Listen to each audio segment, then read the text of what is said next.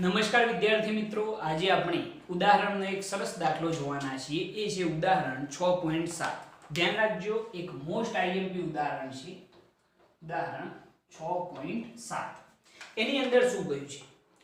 m દરનો એક દડો l લંબાઈની દર રહિત દોરી વડે લટકાવેલો છે. એક m દળનો દડો છે જેને l લંબાઈની દોરી વડે શું કરેલો છે? લટકાવેલો છે. આ દોરીની લંબાઈ જે છે કેટલી છે? કેપિટલ L જેટલી. બરોબર. હવે શું કહ્યું છે જુઓ, તેને નિમ્નતમ બિંદુ A પાસે, આ જે છે નિમ્નતમ બિંદુ છે, A પાસે સમક્ષિતિજ દિશામાં v0 વેગથી ગતિ આપવામાં આવે છે. સમક્ષિતિજ દિશામાં v0 વેગથી શું આપવામાં આવે છે? ગતિ આપવામાં આવે છે કે જેથી તે ઉર્ધ્વ સમતલમાં અર્ધવર્તુળાકાર માર્ગે જાય તથા ફક્ત મહત્તમ ઊંચાઈએ આવેલા C બિંદુ પાસે દોરી ઢીલી પડે. બરોબર. અહીંયાથી આપણે એને v0 વેગથી ગતિ આપીએ તો એ આ રીતે ગતિ કરશે. બરોબર છે. અને મહત્તમ ઊંચાઈવાળા બિંદુ C પાસે જ્યારે એ પહોંચે તો એ વખતે દોરી સે શું થાય છે? ઢીલી પડે છે. C બિંદુ પાસે દોરી ઢીલી પડે છે. બરોબર. ઉર્ધ્વ સમતલમાં તે આકૃતિમાં દર્શાવેલ છે. આકૃતિમાં એને અહીંયા આગળ દર્શાવેલ છે. બરોબર. ઓકે.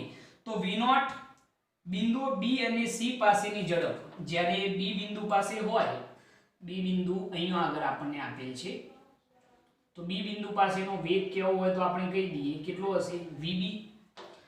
અને C બિંદુ પાસે જ્યારે પહોંચે અહીંયાથી લઈને અહીંયા સુધી તો એ વખતે એનો જે વેગ છે એને આપણે નામ આપી દઈએ vc. દેખાય તો છે ને ભૈયા? ઓકે, દેખાય છે.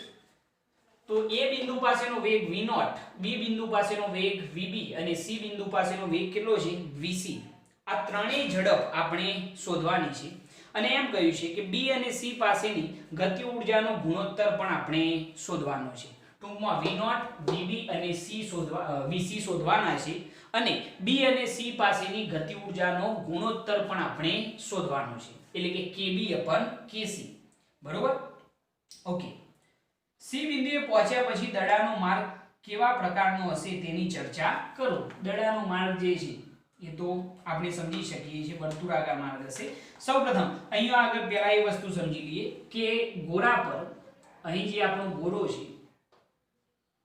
એ ગોળા પર કેટલા બળો લાગે છે? તો 2 બળો લાગે છે. ગોળા પર કેટલા બળો લાગે છે? 2. કયા કયા 2 બળો? તો પહેલું બળ હશે એ દળના લીધે અધો દિશામાં લાગતું કયું બળ હશે? તો વજન બળ. અને બીજું દોરીમાં ઉદ્ભવતું તણાવ બળ. સપોઝ એ બિંદુ પાસે જે તણાવ બળ ઉદ્ભવે એને આપણે નામ આપીએ TA. શું નામ આપીએ? TA. તો અહીંયા આગળ 2 બળો કયા થશે? તો પહેલું દળના લીધે જે બળ ઉદ્ભવે છે એ કયું થશે? ગુરુત્વાકર્ષણ બળ, જે mg છે. અને બીજું કયું બળ ઉદ્ભવે છે?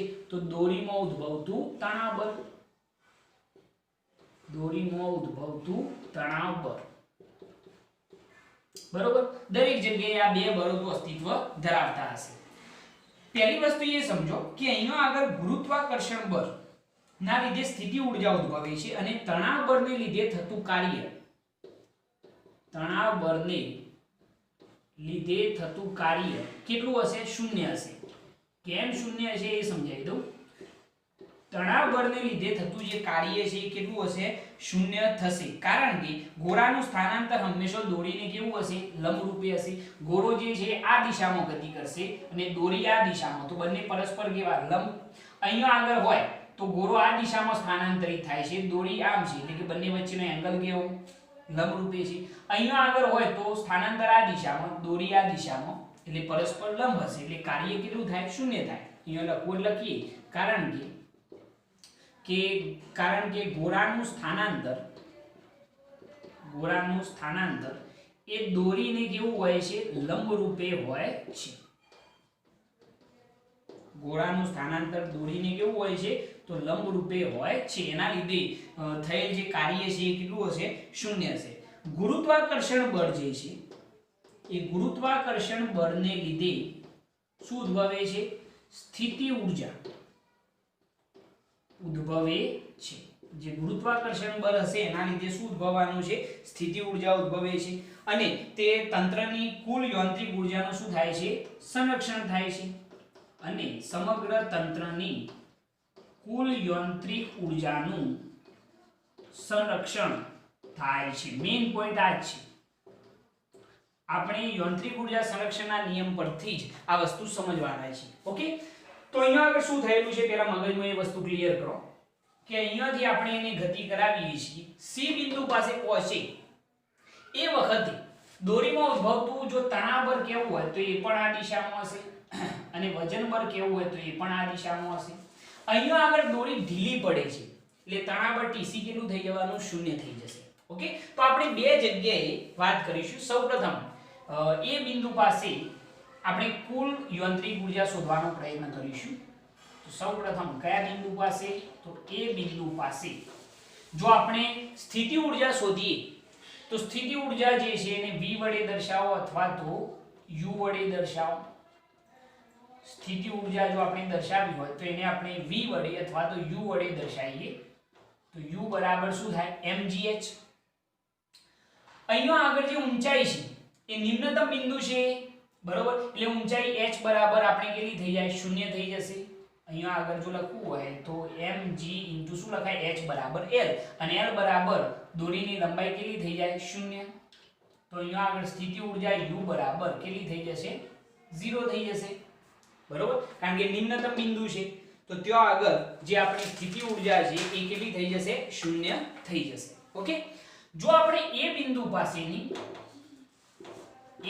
પાસે જો કુલ યાંત્રિક ઊર્જા શોધી કાઢીએ તો આપણને ઘણો ફાયદો થઈ જશે. જો કુલ યાંત્રિક ઊર્જા E બરાબર શું થાય, ગતિ ઊર્જા પ્લસ શું થઈ જશે, સ્થિતિ ઊર્જા. તો ચલો એ બિંદુ પાસે ગતિ ઊર્જા કેટલી હશે, શાંતિથી વિચારીને કહેજો. એ બિંદુ પાસેની ગતિ ઊર્જા વેગ કેટલો છે, v0. ગતિ ઊર્જા કેવી હોય તો 1/2 m * v0 નો સ્ક્વેર. અને એ બિંદુ પાસેની સ્થિતિ ઊર્જા તો કેટલી છે, 0. આ તો શૂન્ય છે એટલે આપણે આને તો ગણવાની જ નહીં. તો અહીંયા આગળ એ બિંદુ પાસેની કુલ યાંત્રિક ઊર્જા આપણે શોધી કાઢી છે અને એને તમે આપી દો સમીકરણ નંબર 1, બરોબર. ઓકે, હવે જરા જોજો કે જો એ બિંદુ પાસે આપણે વાત કરીએ તો એ બિંદુ પાસે જ્યારે આપણે એને v0 વેગથી ગતિ કરાવી છે તો વર્તુળાકાર માર્ગે ગતિ કરવા માટે જરૂરી કેન્દ્રગામી બળ એ કોણ પૂરું પાડશે, તો તણાવ બળ. પરંતુ અહીંયા પરિણામી બળ આપણે ધ્યાનમાં લેવું પડશે. તો અહીંયા આગળ પરિણામી બળ જે છે એ કેટલું થશે, બે બળો લાગે છે એ બિંદુ પાસે, એક તણાવ બળ Ta અને વજન બળ mg. બેમાંથી મોટું કયું હશે, સ્વાભાવિક વસ્તુ છે Ta મોટું હશે, કારણ કે જો mg મોટું હોત તો દોરી જે છે એ શું હોત, તૂટી જોત. એટલે જો આપણે લખવું હોય તો એ બિંદુ પાસે પરિણામી બળ બરાબર શું થઈ જશે, જરૂરી કેન્દ્રગામી બળ થઈ જશે. તો પરિણામી બળ કેટલું થાય એ બિંદુ પાસે, અહીંયા આગળ બે બળો છે, એક તણાવ બળ Ta અને વજન બળ mg. બેમાંથી મોટું કયું હશે, તો Ta હશે, mg નાનું હશે.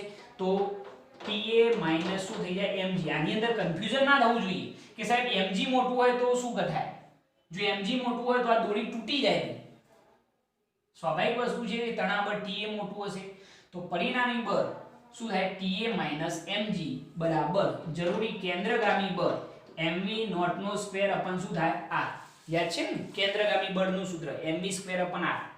જો આપણે r બરાબર લખવા હોય તો દોરીની શું થઈ જશે, લંબાઈ થઈ જશે. એટલે કે અહીંયા આગળ Ta - mg બરાબર mv0 નો સ્ક્વેર અપન શું થઈ જાય, l થઈ જશે. કારણ કે જે ત્રિજ્યા છે એ કેટલી છે, દોરીની લંબાઈ જેટલી છે, જેને આપણે આપી દઈએ સમીકરણ નંબર 2. ક્લિયર આટલી વસ્તુ? ઓકે, હવે અહીંયાથી જ્યારે ગતિ કરતો કરતો પદાર્થ C બિંદુ પાસે પહોંચે તો C બિંદુ પાસે દોરી ઢીલી પડે છે તો ત્યાં આગળ તણાવ બળ જે છે એ કેટલું થઈ જશે, શૂન્ય થઈ જશે. તો અહીંયા આગળ આપણે એમ કહી શકીએ કે C બિંદુ પાસે દોરી ઢીલી પડે છે, એના લીધે તણાવ બળ Tc બરાબર જો આપણે કહેવું હોય તો કેટલું થઈ જાય, શૂન્ય થઈ જાય. સી બિંદુ પાસેનું જે તણાવ બળ છે એ ટીસી બરાબર કેટલું થઈ જશે? 0 થઈ જશે. જો આપણે સી બિંદુ પાસે કુલ યાંત્રિક ઊર્જા શોધીએ, કયા બિંદુ પાસે? સી બિંદુ પાસે, તો કુલ યાંત્રિક ઊર્જા E બરાબર K પ્લસ શું થઈ જશે? U અથવા તો V, જે તમારે લખવું હોય. ગતિ ઊર્જા પ્લસ શું થઈ જાય? સ્થિતિ ઊર્જા. તો કુલ યાંત્રિક ઊર્જા E બરાબર, ચલો સી બિંદુ પાસે શું થઈ જશે? ગતિ ઊર્જા. તો તમે કહી શકશો એનો વેગ કેટલો છે? vc, તો 1/2 mvc નો સ્ક્વેર પ્લસ સ્થિતિ ઊર્જા કેટલી થાય? અહીંયા આગળ હવે જો જમીન પર આપણે ઊંચાઈ એટલે કે નિમ્નતમ બિંદુએ ઊંચાઈ h બરાબર 0 વિચારી. હવે સી બિંદુ પાસે જો આપણે વાત કરીએ તો ઊંચાઈ કેટલી થઈ જાય? l અને બીજી l, એટલે ઊંચાઈ કેટલી થાય? 2l. તો mg * 2l થઈ જાય, એટલે કે 2mgl થઈ જશે ને. કન્ફ્યુઝન ના થવું જોઈએ. સી બિંદુ પાસે કુલ યાંત્રિક ઊર્જા E બરાબર K પ્લસ U, તો ગતિ ઊર્જા કેટલી? 1/2 mvc² પ્લસ સ્થિતિ ઊર્જા કેટલી થાય? mg * 2l થાય, કારણ કે લંબાઈ જુઓ, l પ્લસ l કેટલી થઈ જાય? 2l. એટલે ત્યાં આગળ જે સ્થિતિ ઊર્જા છે એ કેટલી થઈ જશે? 2mgl થઈ જાય, જેને આપણે આપી દઈએ સમીકરણ નંબર 3. આ કુલ યાંત્રિક ઊર્જા કયા બિંદુ પાસે શોધી કાઢીએ આપણે? તો સી બિંદુ પાસે. જો આપણે સી બિંદુ પાસે જો આપણે વાત કરીએ તો પરિણામી બળ બરાબર શું થશે? કેન્દ્રગામી બળ. સી બિંદુ પાસે જો આપણે વજન બળ કેવું હોય, કારણ કે ત્યાં આગળ તો એટલું વજન બળ જ હશે ને, અહીંયા આગળ કારણ કે ટીસી તો 0 થઈ ગયું, તો વજન બળ બરાબર શું થઈ જાય? કેન્દ્રગામી બળ. સમજજો ફરીથી. સી બિંદુ પાસે વર્તુળાકાર ગતિ કરવા માટે જરૂરી કેન્દ્રગામી બળ કોણ પૂરું પાડે છે? વજન બળ. કારણ કે અહીંયા આગળ ટીસી તો 0 થઈ ગયા, બરોબર, એટલે કેન્દ્રગામી બળ તરીકે કોણ હશે? ખાલી એટલું વજન બળ હશે. તો વજન બળ mg બરાબર કેન્દ્રગામી બળ શું થાય? તો mvc² અપન શું થઈ જાય? લંબાઈ કેટલી થશે? અહીંયાથી l થઈ જશે, બરોબર, l. તો જો બંને બાજુથી mm કેન્સલ, તો vc² બરાબર gl થઈ જાય, જેને આપણે આપીએ સમીકરણ નંબર 4, બરોબર. તો vc બરાબર શું થઈ જાય? vc બરાબર √gl થઈ જશે, જેને સમીકરણ નંબર 5 આપી દઈએ. તો જો આપણે સી બિંદુ પાસેનો વેગ શોધી કાઢ્યો છે, જે કેટલો મળ્યો?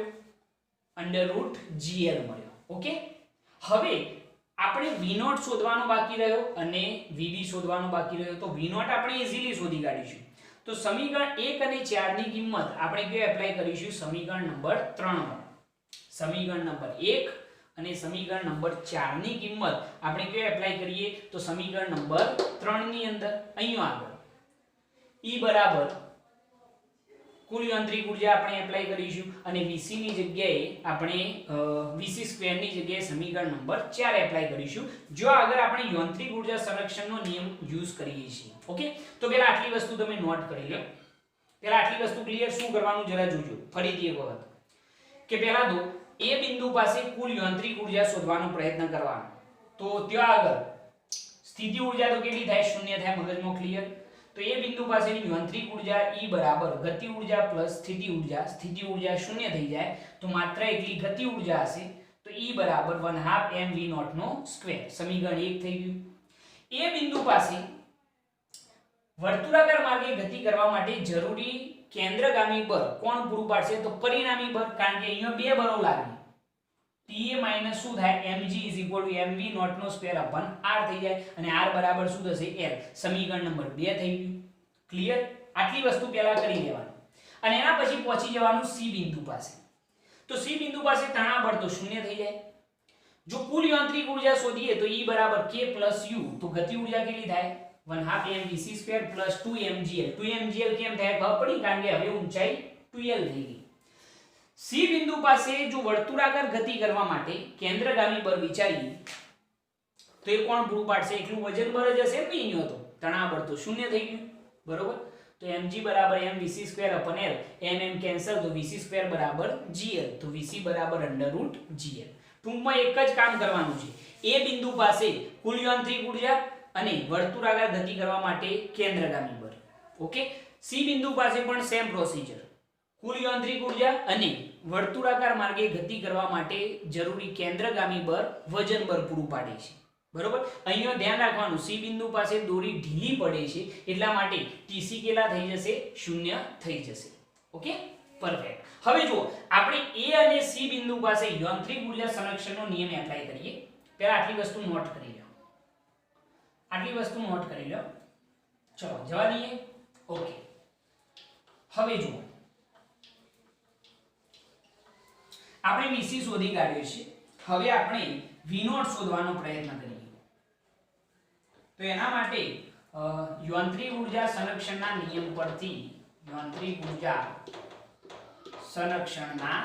નિયમ પરથી જો આપણે કેવું હોય તો A બિંદુ પાસેની જેટલી યાંત્રિક ઉર્જા હોય એટલી ને એટલી યાંત્રિક ઉર્જા કયા બિંદુ પાસે હશે? તો C બિંદુ પાસે. તો A બિંદુ પાસે કુલ યાંત્રિક ઉર્જા ઇઝ ઇક્વલ ટુ કયા બિંદુ પાસે? તો C બિંદુ પાસે કુલ યાંત્રિક ઉર્જા. બરોબર. ઓકે, તો ચલો A બિંદુ પાસેની કુલ યાંત્રિક ઉર્જા આપણે જો એપ્લાય કરીએ તો શું થઈ જાય? તો સમજજો કે સમીકરણ જે આપણું 3 છે એની અંદર આપણે શું કરવાનું છે? તો બંનેની જે કિંમતો છે એ બંને કિંમતો આપણે એપ્લાય કરવાની છે. તો સમીકરણ 3 ની અંદર સમીકરણ 1 અને 4 ની કિંમતો મૂકતો. બરોબર. સમીકરણ 1 ની અંદર આપણે સમીકરણ 3 ની અંદર આપણે સમીકરણ 1 અને 4 ની કિંમતો એપ્લાય કરીશું. ઓકે, આપણે જો યાંત્રિક ઉર્જા સંરક્ષણનો નિયમ એપ્લાય કરીએ તો શું થાય? તો A બિંદુ પાસેની કુલ યાંત્રિક ઉર્જા બરાબર શું થાય? C બિંદુ પાસેની કુલ યાંત્રિક ઉર્જા. આ જે આપણે યાંત્રિક ઉર્જા શોધી છે કયા બિંદુ પાસે? તો A બિંદુ પાસેની છે અને આ જે છે કયા? C બિંદુ પાસેની છે. બરોબર. તો આપણે જો સરખામણી કરીએ તો શું થાય? જો EA યાંત્રિક ઉર્જા સંરક્ષણનો નિયમ એપ્લાય કરીએ છીએ ને, યાંત્રિક ઉર્જા સંરક્ષણનો નિયમ એમ કહે છે કે A બિંદુ પાસેની કુલ યાંત્રિક ઉર્જા બરાબર શું થાય? C બિંદુ પાસેની કુલ યાંત્રિક ઉર્જા. તો ચલો EA બરાબર શું થાય? તો EA બરાબર 1/2 m * V0 નો સ્ક્વેર. બરોબર છે, ઇઝ ઇક્વલ ટુ ચલો C બિંદુ પાસેની યાંત્રિક ઉર્જા કેટલી થઈ જાય? તો 1/2 m Vc² પ્લસ શું થઈ જાય? 2mgl. ઓકે. હવે જો આપણે જે કિંમતો શોધી છે એ કિંમતો આપણે એપ્લાય કરવાની છે, બીજું કંઈ કરવાનું નથી. તો ચલો આપણે જે કિંમતો શોધી સમીકરણ 3 ની અંદર સમીકરણ 1 અને 4 ની કિંમતો આપણે શું કરવાની છે? એપ્લાય કરવાની છે. તો સીધી એપ્લાય કરી દઈશું તો પણ ચાલશે. અહીંયા આગળ આ વસ્તુ નહીં લખો તો ચાલશે. બરોબર. આ વસ્તુ નહીં લખો તો ચાલશે. જસ્ટ ખાલી EA EC યાંત્રિક ઉર્જા સંરક્ષણનો નિયમ જ એપ્લાય કરીએ તો શું થાય? જો 1/2 m V0 નો સ્ક્વેર બરાબર 1/2 m Vc² બરાબર કેટલા છે? સમીકરણ 4 જુઓ gl છે. બરોબર. પ્લસ 2mg શું થઈ જાય? l થઈ જાય. આવું એક સૂત્ર મળશે આપણને. બરોબર. તો અહીંયા આગળ આપણે સાદુરૂપ આપીશું. ચલો અહીંયા જોજો, આ કાઢી નાખીએ છીએ. હવે નોટ કરી લેજો વ્યવસ્થિત.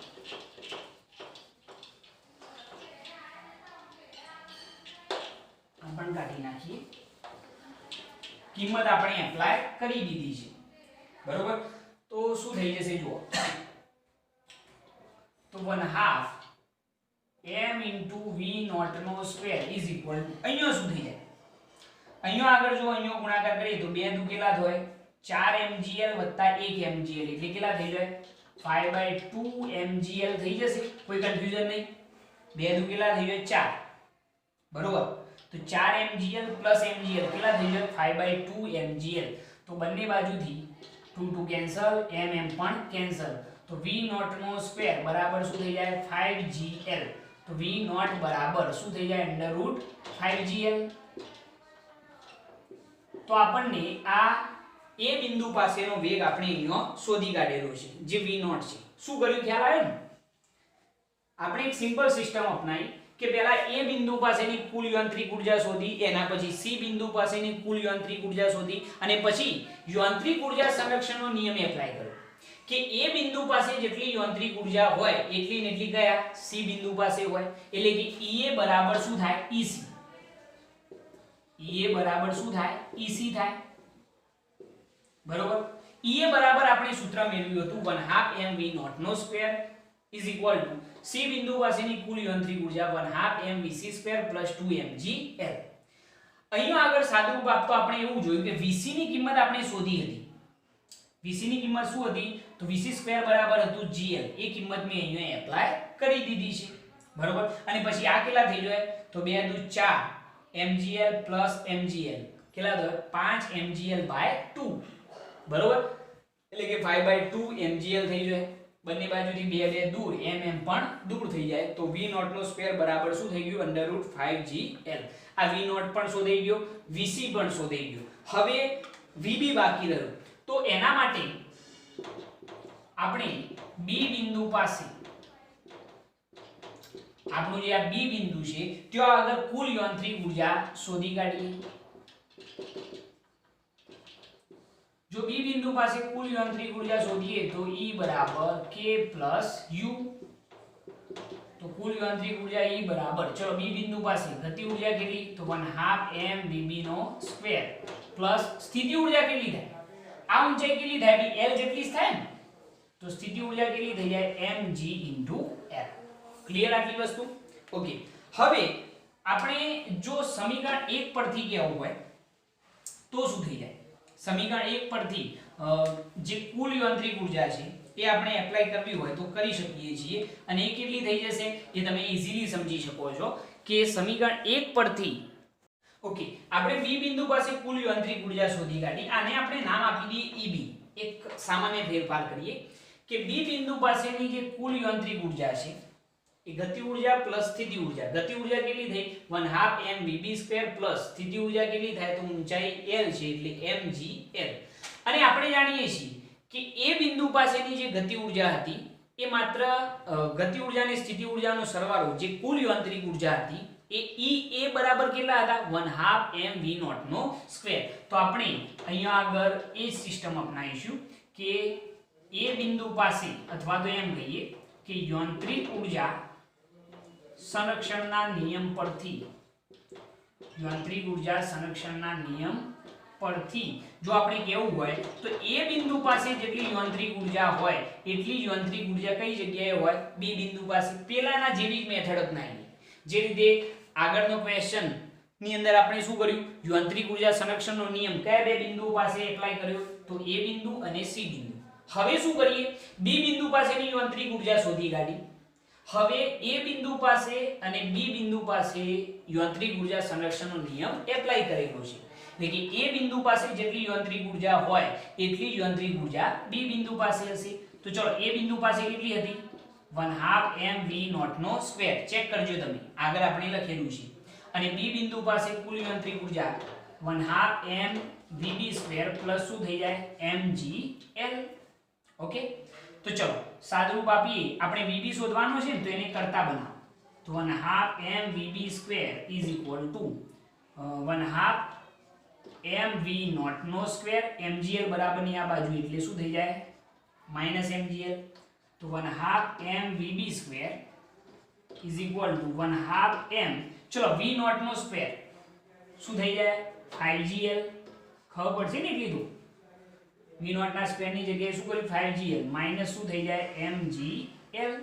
ઓકે સાદુરૂપ આપી દઈએ તો શું થઈ જશે, તો બંને બાજુથી mm તો પેલો દૂર જ થઈ જાય ને ભાઈ, અહીંયા આગળ બરોબર છે આ રીતે mm અહીંયા આગળથી દૂર થઈ ગયું, કારણ કે ત્રણેય પદોમાં m છે એટલા માટે દૂર થઈ જશે. તો અહીંયા આગળ જે વધે છે આપણે લખીએ તો 1/2 vb² = અહીંયા વધ્યું 1/2 5gl અથવા તો 5/2 માઈનસ અહીંયા આગળ શું વધ્યું gl. એટલા શું કર્યું ખ્યાલ આવે ને, આ ત્રણેય પદોમાંથી m કોમન દેખાય છે તો બંને બાજુથી m દૂર કરી દીધા, જે વધ્યું એ લખેલું છે. હવે જરા જુઓ 1/2 VB² ઇઝ ઇક્વલ ટુ અહીંયા કેટલા થઈ જાય તો અહીંયા 2 એકા 2 5 - 3 એટલે કેટલા થઈ જાય 2gl બાય કેટલા થઈ જશે 2 થઈ જશે 2gl બાય કેટલા થઈ જશે 2 ખ્યાલ આવે છે ને આની અંદર એક જ મિનિટ 5/2gl - gl એટલે 3/2 હા આ ભૂલ થઈ ને કે 5/2gl - gl એટલે આ કેટલા થાય 2 એકા 2 5 - 3 એટલે કેટલા થાય સોરી 5 - 2 એટલે કેટલા થાય 3gl/2 થાય ને બે કેટલા થાય તો 3gl/2 ફરીથી સમજો કે 2 એકા 2 એટલે 2gl તો 5gl - 2gl એટલે કેટલા આવે 3gl/2 બંને બાજુથી 2 2 કેન્સલ તો VB² બરાબર કેટલા થઈ જશે 3gl તો VB બરાબર √3gl તો આ B બિંદુ પાસેનો વેગ આપણે શોધી કાઢ્યો આ આપણો જવાબ થઈ ગયો બરોબર છે B બિંદુ પાસેનો વેગ કેટલો આવ્યો √3gl કઈ રીતે મેળવ્યો છે ફરીથી સમજી લો શાંતિથી કે સૌપ્રથમ તો B બિંદુ પાસે આપણે કુલ યાંત્રિક ઊર્જા શોધી કાઢી બરોબર અને કુલ યાંત્રિક ઊર્જા કેટલી આવી EB હવે આપણે યાંત્રિક ઊર્જા સંરક્ષણનો નિયમ કયા તો A બિંદુ અને B બિંદુ પાસે એપ્લાય કરી દીધો A બિંદુ પાસે કુલ યાંત્રિક ઊર્જા ખબર હતી B બિંદુ પાસે પણ આ શોધી કાઢી છે આપણે એ એપ્લાય કરી દીધી હવે અહીંયા આગળ શું થયું જુઓ 1/2 mvb² = 1/2 m અહીંયા આગળ સોરી આપણે VB શોધવાના છે તો એને કરતા બનાવ્યા તો = 1/2 mv0 નો સ્ક્વેર માઈનસ શું થઈ ગયું mgl તો 1/2 mvb² બરાબર 1/2 m * v0 નો સ્ક્વેર બરાબર આપણે કિંમત મેળવેલી છે 5gl - mgl m દરેકમાંથી કેન્સલ તો આટલું પદ વધ્યું બરોબર 1/2 VB² - 5/2gl માઈનસ શું થઈ ગયું gl હવે જરા જુઓ કે 1/2 VB² = આ કેટલા થાય 2gl થાય આને અહીંયા ગુણો તો 5gl - 2gl કેટલા વધે 3gl/2 બંને બાજુથી 2 2 કેન્સલ તો VB² બરાબર 3gl તો VB બરાબર શું થઈ ગયું √3gl ઓકે તો આ B બિંદુ પાસેનો વેગ થઈ ગયો હવે ત્રીજો ક્વેશ્ચન આપણે બાકી રહ્યો એ આપણે શોધી કાઢીએ ત્રીજો ક્વેશ્ચન શું કરેલો છે જરા ધ્યાનથી જુઓ કે B બિંદુ અને C બિંદુ પાસે ગતિ ઊર્જાનો ગુણોત્તર B and C બિંદુ પાસે શું માંગેલો છે ગતિ ઊર્જાનો ગુણોત્તર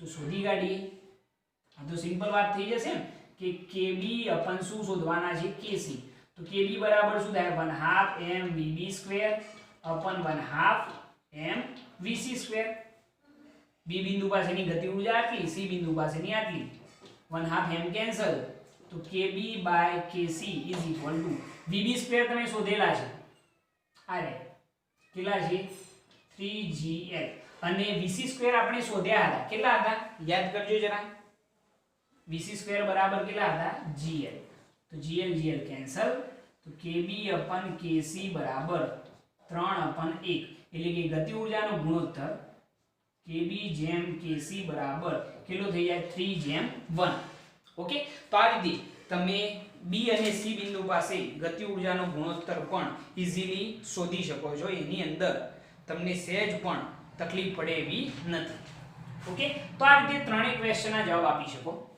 એક વાત ફરીથી સમજી લો કે આપણે V0 કઈ રીતે શોધ્યા તો A બિંદુ પાસેની ગતિ કુલ યાંત્રિક ઊર્જા અને C બિંદુ પાસેની જે કુલ યાંત્રિક ઊર્જા છે त्यो આગળ યાંત્રિક ઊર્જા સંરક્ષણનો નિયમ એપ્લાય કર્યો સરખામણી કરી VC ની કિંમત એપ્લાય કરી તો મને V0 મળી ગયો સેમ પોઝિશન આપણે B બિંદુ પાસે કુલ યાંત્રિક ઊર્જા પહેલા શોધી કાઢી અને પછી યાંત્રિક ઊર્જા સંરક્ષણનો નિયમ A બિંદુ અને B બિંદુ પાસે એપ્લાય કર્યો બરોબર છે તો એ વખતે જ્યારે સાદુરૂપ આપ્યું તો આપણને VB મળી ગયા ખેલ ખતમ એના પછી B અને C બિંદુ પાસે ગતિ ઊર્જાનો શું શોધી કાઢ્યો ગુણોત્તર એ તો સિમ્પલ વાત છે તમે જે VB અને VC શોધ્યા છે એની કિંમત ખાલી એની અંદર એપ્લાય કરવાની છે દાખલો થોડો મોટો છે પરંતુ પ્રમાણમાં સરળ આખી મેથડ મગજમાં બેસાડો પછી કામ શરૂ કરો સૌપ્રથમ શું કરવાનું શાંતિથી સમજજો સૌપ્રથમ A બિંદુ પાસે કુલ યાંત્રિક ઊર્જા શોધવાની